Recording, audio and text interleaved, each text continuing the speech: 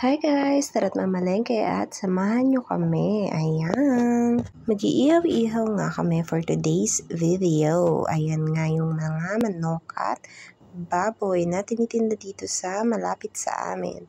Ayan nga yung ulo ng manok. Ayan, masarap yan guys, ihawin. Pero ang bibili namin guys ay atay ng baboy at liempo na pang-ihaw kasi yun ang aming kailangan at yun ang aming sadya dito. Ayan. Yung aking anak nga ay bagot na dun sa motor.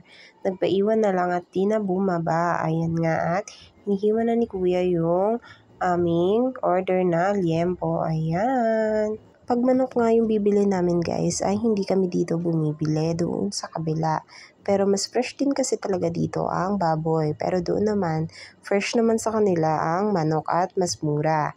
Ayan nga yung mga gulay na binibenta rin dito. Ayan, nakahilera na guys.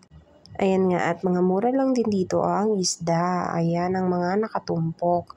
At bumili rin kami ng hipon dito pang sigang at buttered garlic shrimp. Ayan nga at pinapakuluan na ng aking asawa yung iihawin naming liempo at yung atay ng baboy. Ayan, sobrang sarap yan guys. Malinamnam. Lalong-lalo na yung pinagbabaran sa kanya ay ipapahid pa rin doon sa ating iihawin. Ayan nga at naglagay din kami ng hotdog. Ayan. Thank you for watching guys. Sana po ay nag-enjoy kayo sa aking munting video. Ayan nga po at luto na ang ating ihaw-ihaw. Tara po't kumain!